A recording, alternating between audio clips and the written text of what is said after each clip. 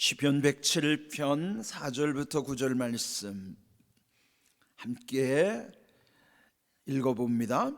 그들이 광야 사막길에서 방황하며 거주할 성읍을 찾지 못하고 줄이고 목이 말라 그들의 영혼이 그들 안에서 피곤하였도다. 이에 그들이 근심 중에 여호와께 부르짖으매 그들의 고통에서 건지시고 또 바른 길로 인도하사 거주할 성읍에 이르게 하셨도다. 여호와의 인자하심과 인생에게 행하신 기적으로 말미암아 그를 찬송할지로다. 그가 사모하는 영혼에게 만족을 주시며 줄인 영혼에게 좋은 것으로 채워주심이로다. 아멘. 믿음으로 출발했던 2023년도도 어느덧 오늘 마지막에 이르렀습니다. 지나고 보면은 세월이 참 빠르다는 생각을 다 함께 공감할 것입니다. 또 내일 새해를 맞이한다 하더라도 또 여전히 우리에게는 또 다른 삶이 있을까요? 우리가 기대하지만은 어떤 대상이 바뀌어서 내가 새로울 수도 있지만은 대상이 바뀌지 않아도 내 마음이 바뀌면은 모든 것이 새롭게 여겨지는 것입니다. 그러므로 새해 시간이 바뀌었다고 해서 새롭기보다는 날마다 내 마음이 새로워져야 날마다의 삶이 새롭게 여겨지는 것이죠. 오늘 주신 이 말씀에도 보면요, 오늘 제목이 광야 사막길에서라고 하는 거예요. 여기서 표현한 광야 사막길은 이스라엘 백성들이 역사에서 경험했던 사건을 기록한 내용이기도 하죠. 그들은 애굽에서 400여 년 종살이 하다가 마침내 하나님께서 가나안 땅으로 인도하셨어요. 그런데 그들이 그 애굽을 벗어나서 가나안에 들어가기까지는 무려 40년 세월 광야를 통과하는 것이에요. 성경에 보면은 애굽에서 가나안까지는 지름길로 곧장 가면은 10하룻길이라고 그래요. 근데 10하룻길을 40년을 방황하는 인생을 사는 것이죠. 그 이유는 여러 가지 있을 수 있지만은 마치 우리가 살아가는 인생도 광야 사막길과 같은 곳이에요.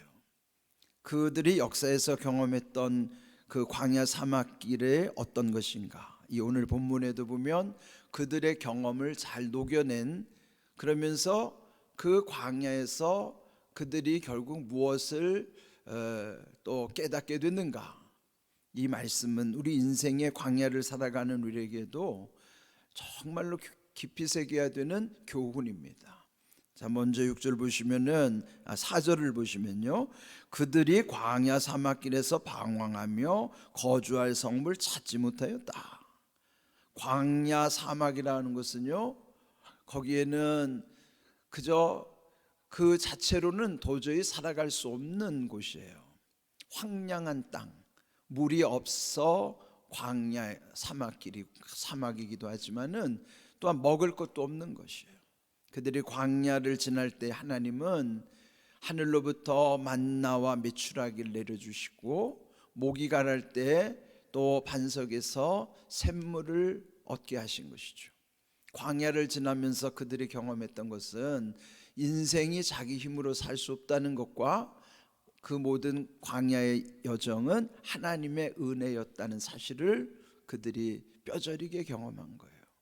그렇다면 오늘 우리가 살아가는 인생, 나의 인생의 광야 속에도 내 힘으로는 살아갈 수 없고 오직 하나님의 은혜로만이 나의 인생을 살아갈 수 있음을 우리는 이 말씀 속에서 또한 교훈을 얻는 것이죠.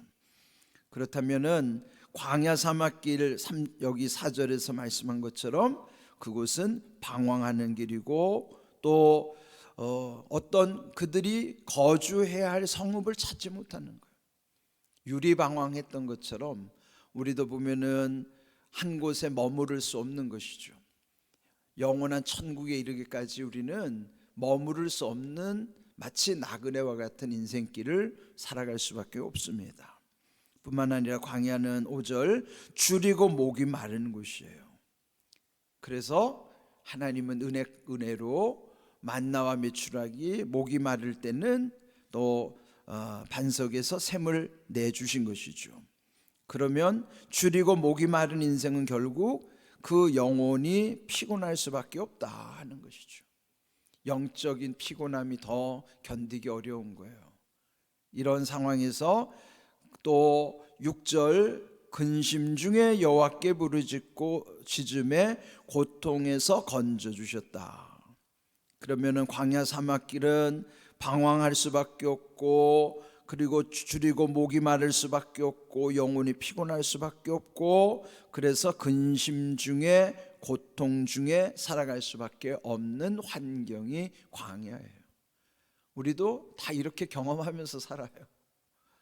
그런데 그들이 그 상황 속에 그래도 하나님께 부르짖었고, 그때 하나님은 그 부르짖음에 응답하여 그들을 건져주셨다. 건져주심이 뭐예요? 그게 구원이에요. 하나님은 부르짖을 때마다 감당할 수 없는 환경을 이기도록, 또 우리가 감당할 수 없을 때는 건져주셔서 이런 생활 속에서의 구원의 은혜로 살아가게 하시는 것입니다. 그러므로 우리도요, 근심이 있을 때, 고통당할 때 우리가 할 수 있는 건 뭘까요? 하나님을 찾는 거예요. 간절히 하나님께 부르짖는 것입니다. 소리만이 아니라 내 심령 깊은 곳에서부터 하나님을 찾는 거예요. 그럴 때 부르짖음으로 건짐을 받았다는 하나님은 부르짖는 기도에 응답하심을 믿는 것이죠. 그때 이들이 깨닫기를 광야 사막길은 방황할 수밖에 없었는데, 부르짖으니까 하나님이 건져주셨을 뿐만 아니라 7절 바른 길로 인도해 주셨다 하는 거예요. 광야 사막길은요, 방황할 수밖에 없다 하는 거면 길을 모르니까 방황하죠.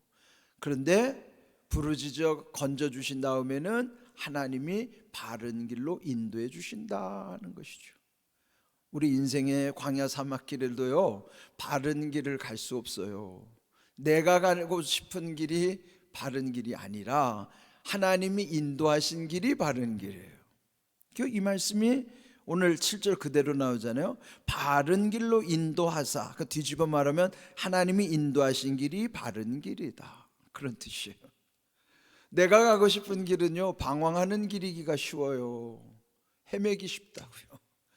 그래서 여러분 2023년도에도 여러분 나름대로 어떤 인생을 살아오셨는지 한번 돌아보시고요, 2024년도 이제 목전에 다와 있는데 우리의 또 여전히 우리는 광야 사막길을 살아갈 수밖에 없어요. 하나님이 함께 하시지 않으면 여전히 방황할 수밖에 없고, 줄이고 목마를 수밖에 없고, 근심과 고통이 따르는 길일 수밖에 없어요. 그런데 여기에서 그 해결책이 뭘까? 하나님께 부르짖을 때 구원의 하나님께서 우리를 바른 길로 인도해 주심이, 그게 우리 인생이 가야 할 길이에요. 무엇이 바른 길이라고 했어요? 하나님이 인도해 주시는 길이 바른 길이에요. 내가 가고 싶은 길은 방황하는 길이란 말이에요. 여러분, 이 말씀 속에서 선명하게 이렇게 드러나야 된다. 선명하다는 말이면 대조시켜 주는 거예요. 비교할 때 그 광야 사막길을 갈 때에 거기에 그 길에 아무것도 보이지 않아요. 여전히 2024년도 우리가 살아가야 하는 날들이 우리 알 수 없어요. 무슨 일이 내 앞에 펼쳐질지, 역사는 어떻게 움직여갈지 아무것도 아는 거 없어요. 그렇지만은 하나님이 인도하시는 길이 바른 길을 믿고 그저 묵묵히 살아가는 것이 우리가 해야 되는 일이라 말이죠. 오늘 주신 이 말씀 속에서 7절이 참 중요한 말씀이죠. 바른 길로 인도하시는 은혜, 즉 하나님이 인도하시는 길이 바른 길이다 늘 기억하시고요, 그럴 때 거주할 성읍에 이르게 하셨도다. 여러분이 어떠한 목적하는 바나 목표하는 것이 하나님의 인도하심을 따라갈 때에 거기에 이렇게 귀한 일을 이루어갈 수 있음을 약속해 주시는 내용이지요. 그러면서 하나님의 하나님 되심을 고백하는 거예요. 8절 여호와의 인자심과 인생에게 행하신 기적으로 말미암아 그를 찬송할지로다. 찬송하리로다. 2024년도의 목표는요, 하나님께 찬송하기를 원하죠. 어떻게 할 수 있다는 거예요? 하나님께 찬송하기를 원한다면은 거기에 8절 말씀처럼 먼저 여호와의 인자심 그리고 인생에게 행하신 기적을 체험해야 돼요. 그거 어떻게 해야 돼요? 하나님께 기도하는 때 부르짖어 전심, 지난번에 말씀드린 것처럼 진심과 전심으로. 진심이 뭐예요? 진실한 마음, 전심, 온전한 마음. 진실한 마음과 온전한 마음으로 하나님께 기도하는 게 중요한 거예요. 그 진실함과 온전한 마음 가운데서 기도할 때에 하나님이 우리를 바른 길로 인도하시면 그때마다 우리는 여호와의 인자하심을 경험하게 되고 또 인생에게 행하시는 기적. 기적이 뭐예요? 내 힘으로 안 되는 것이 되게 하는 게 기적이에요. 내가 할 수 있는 건 기적이 아니죠. 내가 할 수 없는 것을 하게 하시고 또 되게 하시고 그것을 경험하게 하시는 것이 기적이에요. 이 귀한 말씀, 인생에게 행하신 기적, 이것은 우리가 하나님의 약속임을 믿고 살아가는 거죠. 여호와의 인자심과 인생에게 행하신 기적이 그저 여기에 약속으로만 머물지 않도록 내가 체험할 수 있도록, 누군가의 체험을 내가 그냥 구경만 하는 구경꾼이 아니라 내가 경험하는 말씀이 되어야 한단 말이에요. 남들이 경험하는 걸 부러워만 하지 마시고, 여기에 인자라는 표현은요, 여러분에게 계속 많이 말씀드린 히브리어의 헤세드예요. 헤세드. 그는 한마디로 하나님의 사랑을 표현하지만은 그 사랑은 약속하신 사랑이에요. 언약에 기초한 사랑. 그럼 약속은 반드시 이루시기 때문에 그 헤세드는 약속하신 사랑을 이루시는 것을 여기에서 말씀해요. 여호와의 헤세드, 여호와의 인자심, 하나님의 그 사랑, 그리고 인생에게 행하실 기적. 2024년도도요 우리에게 행하실 이런 놀라운 기적을 이 약속의 말씀을 붙잡는 것이죠. 그럴 때 9절 하나님은 사모하는 영혼에게 만족을 주시며 줄인 영혼에게 좋은 것을 채워주신다. 이것도 약속이에요. 우리가 만족할 수 있는 것은 없어요. 다만 사모하는 영혼에게는 만족함을 주신다는, 은혜를 경험할 때 만족하게 되는 거예요. 사모하는 영혼, 은혜를 사모하는 영혼에게 만족을 주시며 줄인 영혼이 뭘까요? 갈급한 영혼이에요. 갈급한 게 뭐예요? 갈급한 건 그 줄인 영혼은 아주 절실하고 절박하여서 하나님을 떠나면 살 수 없는 영혼이에요.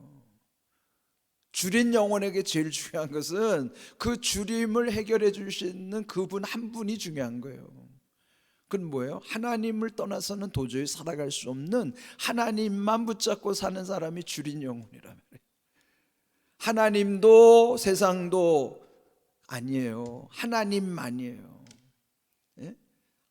하나님만 붙잡고 사는 사람, 그런 사람이 줄인 영혼.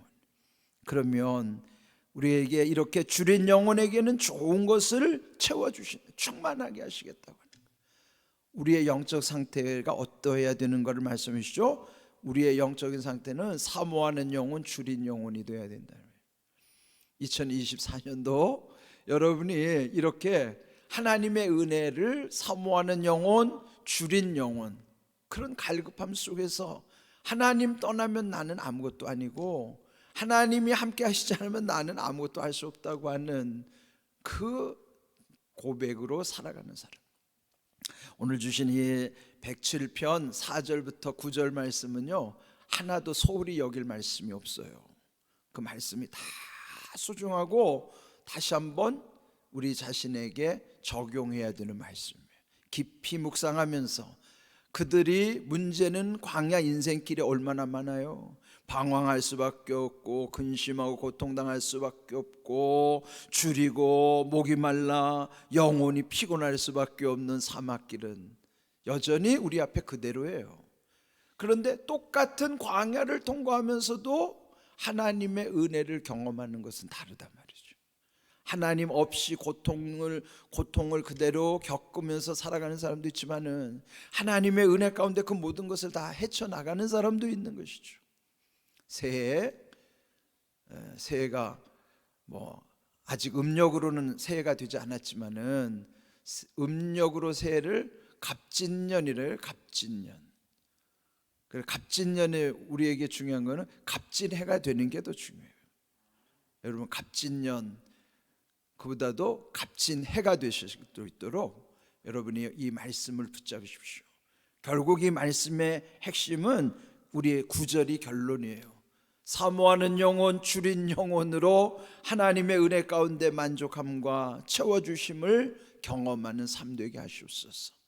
그래서 여러분 올해 2023년도 12월 31일을 보내면서 기념비로 하나 말씀을 꼭 외워야 된다고 하면 여기에 107편 9절 말씀을 외우세요. 그렇게 여러분이 말씀 붙잡으면 여러분의 영혼 속에 하나님이 놀라운 은혜 부어주실 줄로 믿습니다. 귀한 은혜 올해도 하나님 은혜 주심을 감사함으로 마무리하고 이제 종지부를 찍는 거예요. 마침표를 찍는 거예요. 그 다음에 내일부터 시작되는 새해는 이렇게 또다시 여전히 광야 인생길을 살지만은 우리의 주님 만나는 천국에 도달할 때까지 끊임없이 주님과 동행할 뿐만 아니라 하나님의 은혜를 누리는 삶이 되기를 주님의 이름으로 축복합니다. 아멘.